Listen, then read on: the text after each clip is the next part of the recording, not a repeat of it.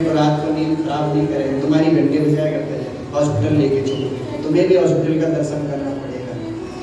हाँ, इसलिए उसके लिए भी प्रार्थना करो कि वो भी स्वस्थ रहे, भले वो कितना ही दुष्ट क्यों नहीं है। हाँ, आओ एक भजन करते हैं और इसके बाद महिमा तो 5 दिन यही तो सुनना है, पुरुषोत्तम महिमा ही सुनना है 5 दिन। कन्हैया तेरे दर्शन बिन नहीं हमसे जिया जाता।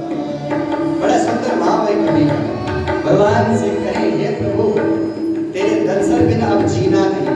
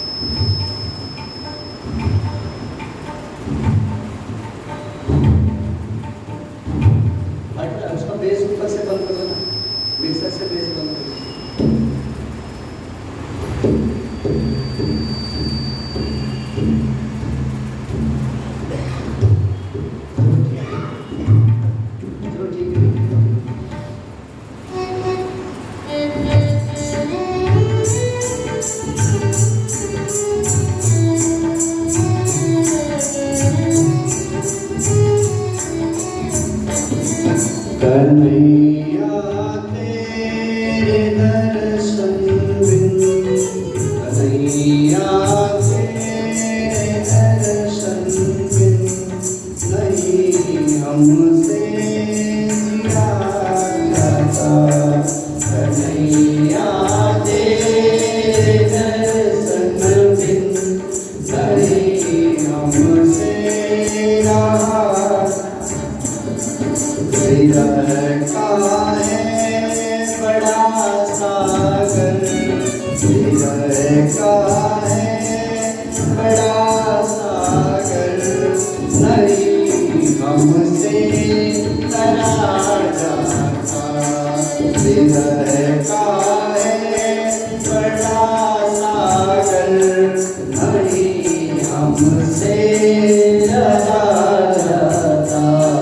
कन्हैया तेरे दर्शन बिन, कन्हैया तेरे दर्शन बिन, कन्हैया तेरे दर्शन बिन, कन्हैया तेरे दर्शन बिन नहीं हमसे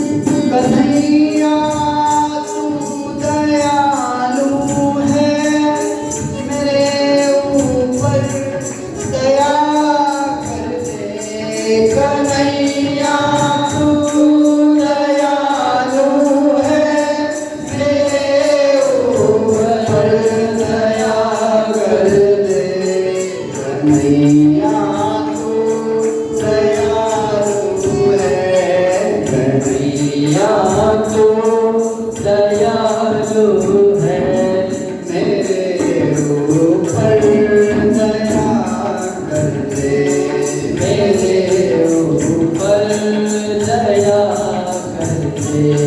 तुम्हारी चाह अग्नि से, तुम्हारी चाह है अग्नि से, तुम्हारी चाह अग्नि से, तुम्हारी चाह है अग्नि से, ये सारा तन जला जाता, ये सारा तन जला जाता।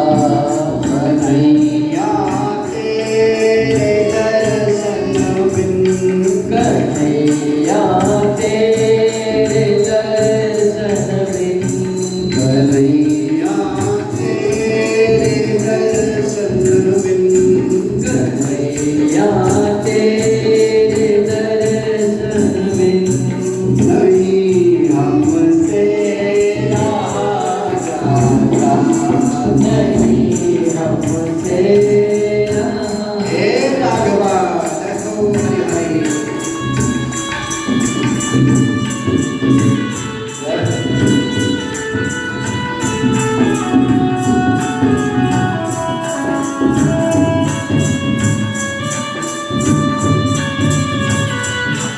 श्री यादव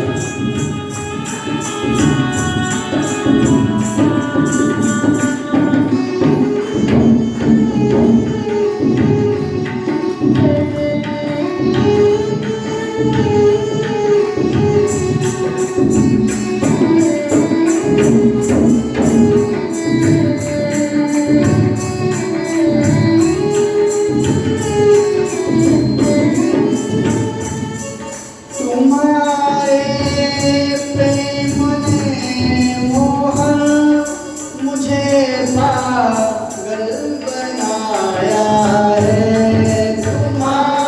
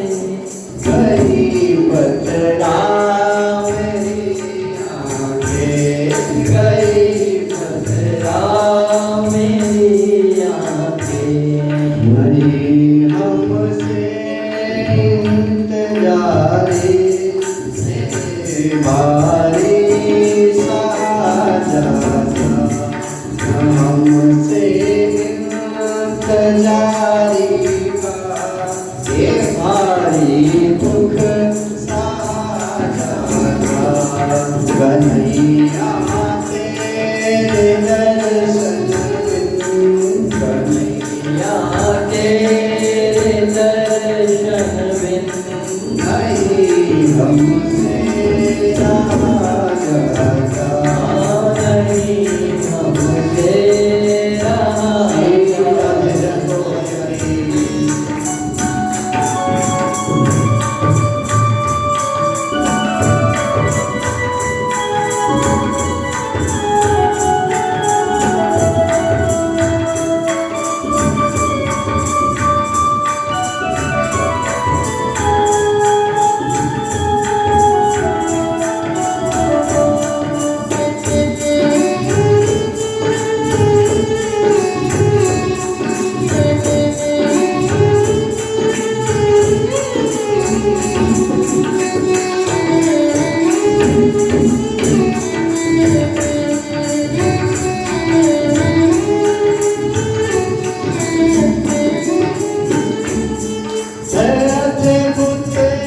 प्रेम का मार्ग नाता राम कहने से है अद्भुत।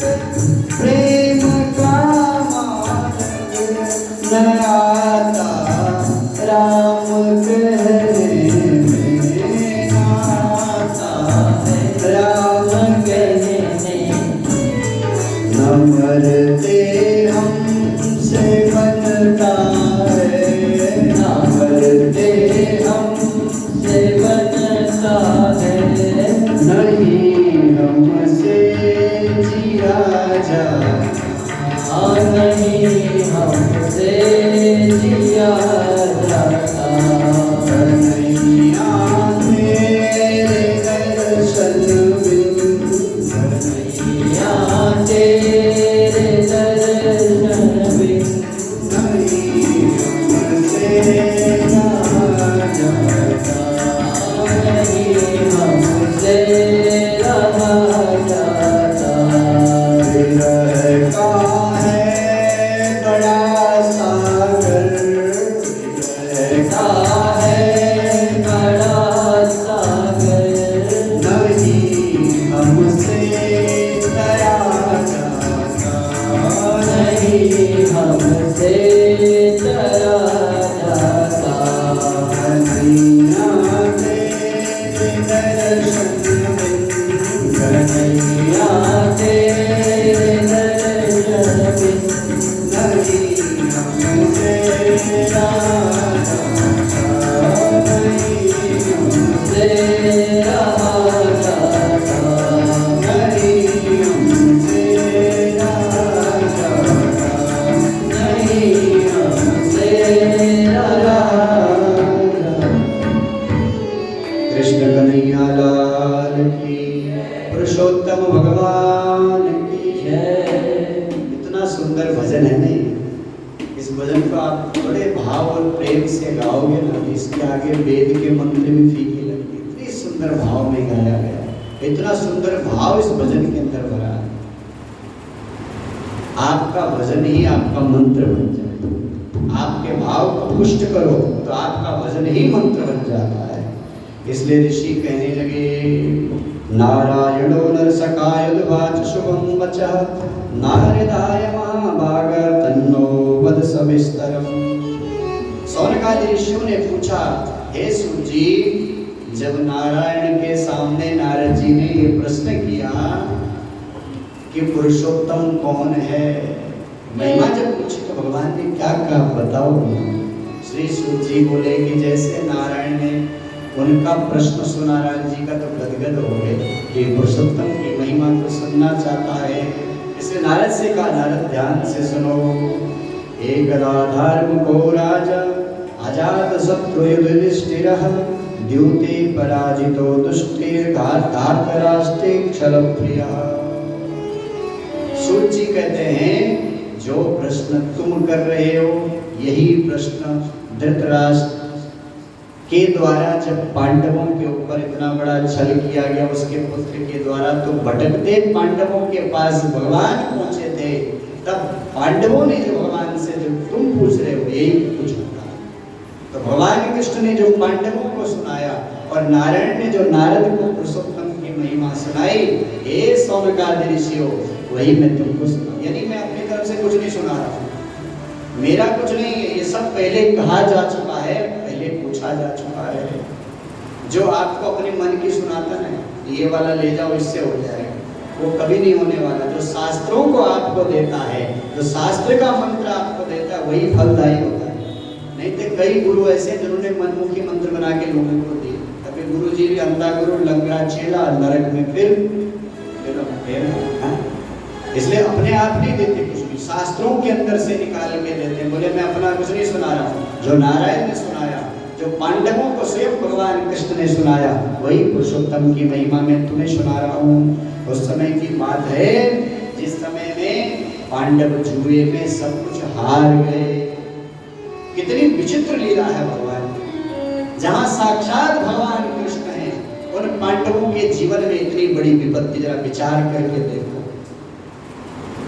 स्वयं भगवान श्री राम राजगद्दी पे बैठने वाले हैं, रातों रात पूरा पूछा कुचल और वन की ओर चले गए। जिस जानकी को जनक ने हाथों हाथ हथेलियों में पाला था, जिस जानकी को इतने बड़े राजघराने में दशरथ जैसे चक्रवर्ती साम्राज्य के सम्राट के यहाँ विवाह करके गई, कितने खुशी हुई होंगी उस दिन कि मेरी बेटी इतने बड़े घर में गई है।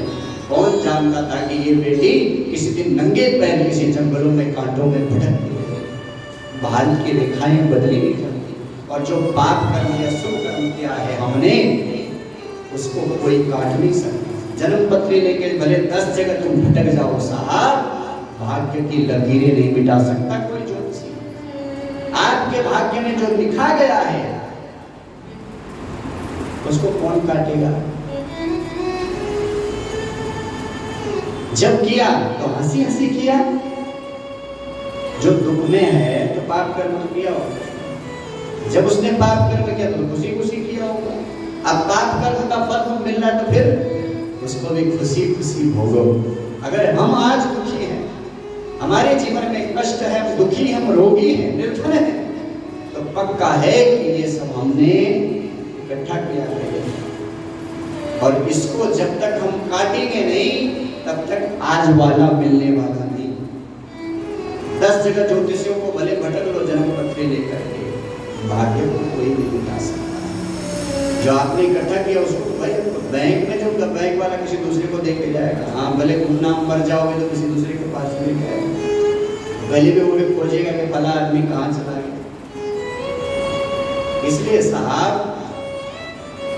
स्वयं जानकी जी नंगे पैर, राम जी जिनके पुत्र स्वयं ईश्वर नारायण भगवान श्री राम है, पुत्र वियोग में वही हुई। इतना बड़ा आघात आप देखिए। आप पांडवों का जीवनी उठा लो या इधर सूर्यवंशी राजाओं की वंशावली, हरिश्चंद्र, कोई भी राजा आप देख लीजिए, कितने बड़े बड़े दुख इन्होंने सहे। वो देखिए साहब, भीष्म बाबा जिसके सामने सामने भगवान कृष्ण खड़े हैं, वो भीष्म सर से यहाँ पे बड़ा होगा। क्यों? क्योंकि उसने कभी किसी के लिए ऐसी सर सैया लगाई, भगवान उसको नहीं हटा सकते थे। क्यों हटाते? उसने लगाया था ना पेड़, वो पेड़ उसको चखना पड़ेगा, वो फल उसे ही तो खाएगा।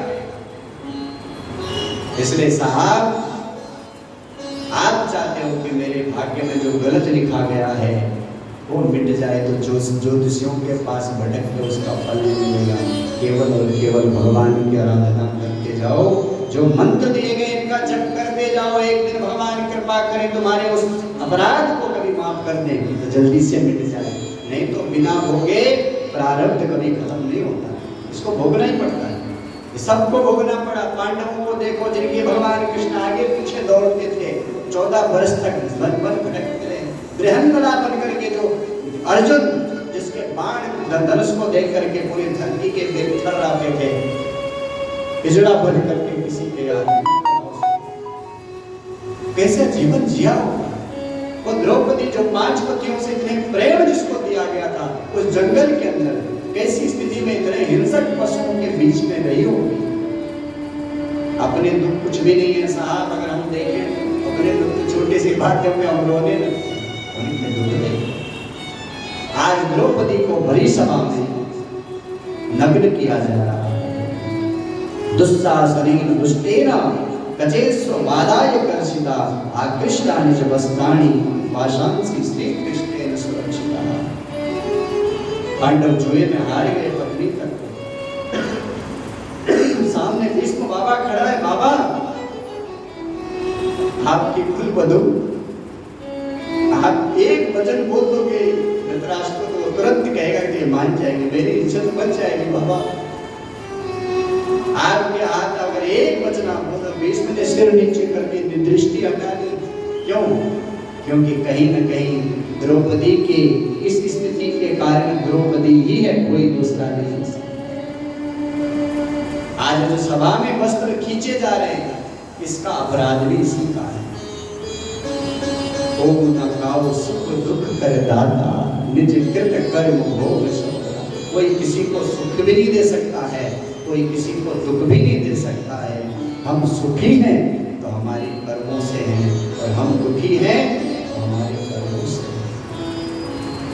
आज जब द्रौपदी भरी सभा में उसके वस्त्रों का चीरहरण किया जा रहा था, कोई नहीं आया, तब उसने भगवान को पुकारा और भगवान भी तत्क्षण नहीं आए। क्यों नहीं आए? इसका कारण कल की कथा में सुनी। इतना विलंब क्यों हुआ? क्यों वस्त्र तक हाथ पहुंच गया दुशासन का? भगवान चाहते तो इसके पहले आके दुशासन को परास्त कर सकते थे, इतना विलंब क्यों किया प्रभु ने? इसकी कथा उत्पन्न है, इसका वर्णन अत्यंतम क्लेशमापन्नम वार्ता वन्य भाषितः विश्व क्वचिता सर्वे राजा एवं। इतने पांडवों ने दुख क्यों भोगे? इतने दुख में क्यों रहे? जब पांडव वनवास में थे, इसी समय में भगवान के पास में आए, पांडवों को देखा, बेचारे वल्कल पहन के घूम रहे। इतनी अच्छी अच्छी महंगी महंगी साड़ियां पहन करके जो द्रौपदी घूमती थी, वो वल्कल पहन के घूम रहे। पांडवों को देख करके भगवान कृष्ण के आंखों से स्वयं वस्त्र निर्जरित हो गए, क्योंकि भगवान के प्रिय है ना पांडव, और अपने भक्त को कष्ट, कभी भगवान ही जैसे मजबूर जैसा हो जाता है कि अब क्या करूं मैं, और जो हमने किया उसका फल तो हमें भगवान विपरीत कैसे कर सकते हैं साहब। वो कृपालु पिघल गया, भगवान आंखों में अश्रु आ गए। जब द्रौपदी को भगवान ने देखा इस स्थिति में, तो भगवान की जो आंखें कमल जैसी भगवान की आंखें, कोमल कोमल आंखें, धीरे धीरे भगवान कृष्ण की आंखें बिल्कुल लाल हो गई अंगार की तरह, मानो एक क्षण में भगवान इस सारी धरती को जला करके भस्म कर देंगे। और ये सब क्यों करेंगे भगवान? क्योंकि भगवान ने पांडवों का जो आज कष्ट देखा, इसको देख करके भगवान बड़े दुखित हैं। और भगवान के भक्त पांडवों को कष्ट किसने दिया? तो धृतराष्ट्र के जो पुत्र हैं दुर्योधन, उसने पांडवों को ये कष्ट दिया है। इसलिए मानो आज भगवान अपने नेत्रों की आग से धृतराष्ट्र के पुत्रों को जला करके खत्म करने वाले, इतनी भयंकर भगवान कृष्ण की आंखें लाल। पांडवों ने देखा भगवान दुर्योधन को जब मारे तब मारे, उससे पहले इनके अगर नेत्र आग जो अग्नि बाहर निकल गई तो पूरी धरती जल के खत्म हो जाएगी। अर्जुन से कहा, अर्जुन प्रभु के पास जाओ। अर्जुन तत्क्षण भगवान के चरणों में कहने लगा, अर्जुन प्रभु हे कृष्ण जगतां नाथ नाथ नाहं जगद्वहि त्वमेव जगतां पाता मां न पासि कथं प्रभो। हे जगत के आधार भगवान प्रभु, आप इस सृष्टि को उत्पन्न करते हैं, आपकी ये सृष्टि है, और आपके नेत्रों से जो अग्नि निकल रही है, हे प्रभु अगर ये अग्नि बाहर निकल गई तो पूरी धरती जल करके खत्म हो गई। आप दुखी क्यों हुए? हमारे कारण है प्रभु, आपको इतना दुख हुआ। पर प्रभु अगर ये नेत्र अग्नि बाहर निकल गई तो केवल धृतराष्ट्र का पुत्र दुर्योधन भी जलेगा, इस आग में हम भी जल जाएंगे, हम भी जल जाएंगे। भगवान तत्क्षण शांत हो गए। अरे प्रभु आप भी एक मच्छर के लिए पूरे भवन को आग लगाना चाह रहे हो, ऐसा मत करो। मच्छर मारने के लिए तो बहुत सारी चीजें, आपके नेत्र अग्नि से सब जल जाएंगे, हमारी रक्षा करो। पाई पाई कहा भगवान के चरणों में गिर पड़ा, बार बार स्तुति और वंदन करता है भगवान को। भगवान शांत हो गए और इसके बाद अर्जुन ने भी यही प्रश्न जो है, पांडवों ने जो प्रश्न पीछे नारायण से नारद जी ने किया है, पुरुषोत्तम कौन है, इसका अपराध कैसे बना, ये सारी महिमा पूछा है। प्रभु 12 महीने तो हमने सुने हैं, चैत्र वैशाख इत्यादि महीने, पर ये पुरुषोत्तम महीना कहाँ से आया, ये मलमास कौन है। तब भगवान ने कहा भैया 12 महीने पहले से थे, पर एक बार ये मल मास उत्पन्न हो गया। पहले पुरुषोत्तम मास महीना नहीं था इसका नाम, इसका नाम था मल मास। मल मास जब प्रकट हुआ तो जितने 12 के 12 महीने थे वो सब टेढ़ी आंखों से इसको देखने लगे। क्यों? क्योंकि मल मास का कोई देवता नहीं था, मल मास का कोई ऋषि नहीं था। कोई भी मंत्र होता है तो उसका भी ऋषि होता है, देवता होता है, हर मंत्र का भी देवता है, हर महीना का देवता है। सब ने कहा निंद्य है, निंद्य है, निंद्य है, पक्ष तिथि बार नक्षत्र सब इसकी निंदा करने लगे। पुरुषोत्तम ये मलमास बहुत दुखी हुआ और रोने लगा, किसके पास जाऊं, किसके पास जाऊं, उसी के पास जाऊं जिसने मुझे पैदा किया। कौन किया? तो भगवान विष्णु के पास में गया और भगवान विष्णु के पास रोने लगा, हे प्रभु आप वैकुंठ में रहते, सब के दुखों को दूर करते, मैं मरूंगा, मैं मरूंगा, मैं मर जाऊंगा, नहीं जीना। अरे तू कौन है मेरे वैकुंठ में आके तुझे कष्ट है, तू कौन है तेरा? कहा मैं, मेरा नाम बल है, बलमास, सब मेरी निंदा करते, मेरा कोई देवता नहीं, मैं जी के क्या करूं, ऐसा जीवन जीना बेकार है, मैं मर जाऊंगा। भगवान ने कहा एक तो मेरे लोग आ गया, ऊपर से मरने की बात करता है, तू नहीं मरेगा। भगवान ने कहा 1 मिनट में देखूं तो सही।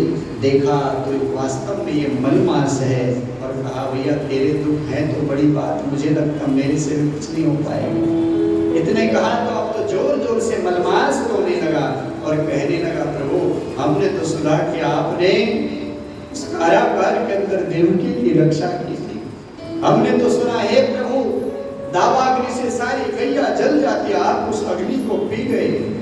आपने लोग और ग्वालों की रक्षा तब की कृष्ण जब वो विषैला जल पी फिर के मरने वाले थे, आपने उनकी भी रक्षा की। इतना ही नहीं कृष्ण, आप एक हाथी के लिए चले आए, गजेंद्र की रक्षा की। क्या आपकी वो दया चली गई? अब मेरे लिए नहीं वो दया, मैं आपकी शरणागति हूँ, मेरी रक्षा करो, मेरी रक्षा करो। चरणों में गिर पड़ा। भगवान ने कहा ठीक है उपाय करते हैं, मैं तुझे पुरुषोत्तम के लोक को लेके चलता हूँ, गोलोक ले चलता हूँ, वहाँ बांके विराज जी रहते हैं, वो पुरुषोत्तम कृपा करेंगे, चल मेरे साथ में। तो पुरुषोत्तम के धाम लेकर के आए हैं और भगवान पुरुषोत्तम के आगे मल गिर पड़ा, रोने लगा, बहुत रोया। भगवान पुरुषोत्तम ने कहा विष्णु ये कौन है, इनका परिचय दो। तो भगवान विष्णु इनका परिचय देते हैं। पुरुषोत्तम ये नाम है, ये कल मिलेगा इनको। आज की कथा यहाँ पे विश्राम कर देते हैं क्योंकि समय भी ज़्यादा हो गया और कल जो है बराबर 3 बजे कथा शुरू होगी, 6 बजे बराबर विश्राम हो जाएगी। आप यदि कोई यजमान बनना चाहते हैं अभी भी 1 दिन का, तो कम से कम सहयोग रखा गया है, आप यजमान के रूप में आ सकते, सामने काउंटर लगा है, जो भी सहयोग आप देना चाहते सामने काउंटर पे दे सकते हैं।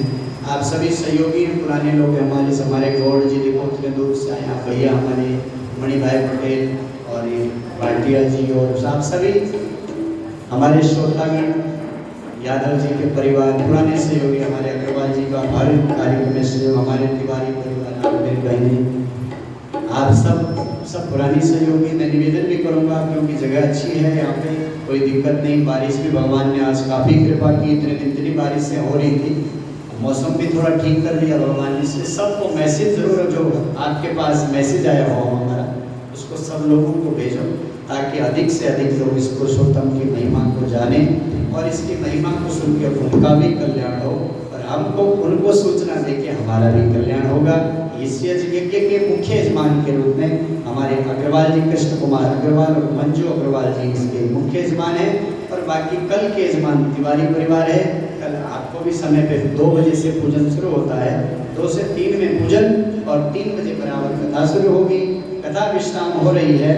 आरती के लिए अब आप सब उठेंगे। इसके पूर्व पूर्णमदः पूर्णमिदं पूर्णात् पूर्णमुदच्यते पूर्णस्य पूर्णमादाय पूर्णमेवावशिष्यते। ओम शांति शांति शांति।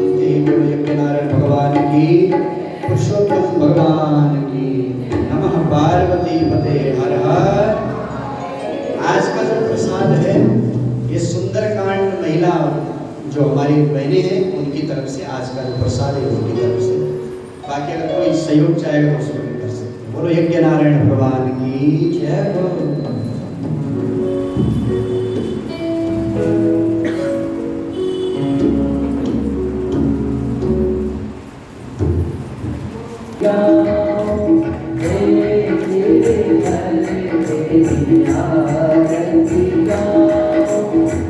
आरती गाओ प्यारे तुझको रिझाओ, आरती गाओ प्यारे तुझको रिझाओ, बाके बिहारी तेरी आरती गाओ, हे गिरधर